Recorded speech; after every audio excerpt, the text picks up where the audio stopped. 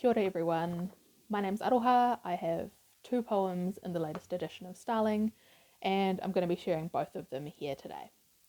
The first poem that I'm going to read is called Passing, and this poem is written after a poem by Esame Ranapiri which was published in issue 6, and their poem was called Passing as Non-Binary. So here is Passing. We were on our way out of the warehouse. 3 sets of jandals slapping against the concrete, stepping into the entryway with its glass walls like a greenhouse and a row of fans on display. They were blasting, full force, moving around the stale air, all the motors buzzing like a little mechanical choir. Someone's kid stood in front of one, yelling into the blades. Their voice was projected outward, a loud robotic warble.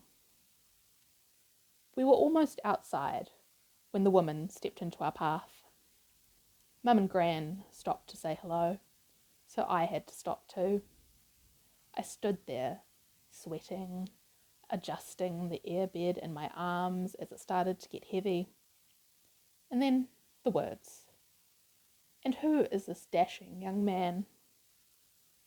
It was meant as a compliment and it landed like one. 2 words powerful enough to reach into my spine and straighten out the crick, always there.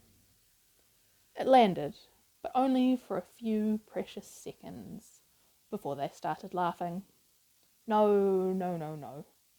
This is our daughter, our granddaughter. Thinking about it makes me want to feed my entire body into one of those fans, bow down to its oscillating face, and feed it long ribbons of my flesh to churn out into a bunch of little squares, rainbow-coloured confetti, small and slippery like a handful of glitter thrown out, all the garbled pieces like a lolly scramble, the best part of the birthday party, thrown up into the clouds. I could reverberate all the pieces of me turned out into the atmosphere. Every molecule of my body moving in tandem. A slow, constant drift through the galaxy, going out, out. Stretching and possibly thin, but never breaking. I'll find my place. Here, along the edges.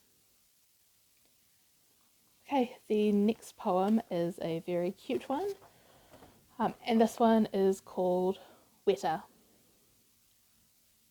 Wētā hitched a ride into the house with a load of laundry. We were sat on the couch, paying most of our attention to a rerun of Shortland Street on the TV, and folding. Stacks of towels, kitty clothes, bed sheets, building up our washing empire on every surface. We were almost finished when Trinity screamed, flung a dark body into the air, and sent a tower of t-shirts crashing to the floor. He was immobile, on the ground, small and solid like a stone. I knelt before him, on the hardwood floor, hoping that he was okay. I took a supermarket catalogue from the arm of the couch and I curled it into a cosy scoop. He reared up on hind legs, revealing thick black stripes along his underside. The spines along the backs of his legs rustled. Trinity's voice from the kitchen. Holy shit, I think it bit me, like I can see puncture marks and everything. Do Wētā even have teeth? Aroha, can you Google that for me? Then Mum appeared in the doorway, as if by magic. She looked down at me on the floor, left hand on her hip, a pink Systema lunchbox in the right. What's all this racket about?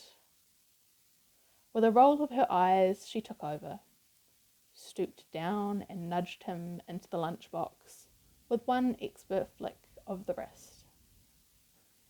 Gently she carried him to the back door and sluiced him out into the garden, where he belonged. Okay, thank you.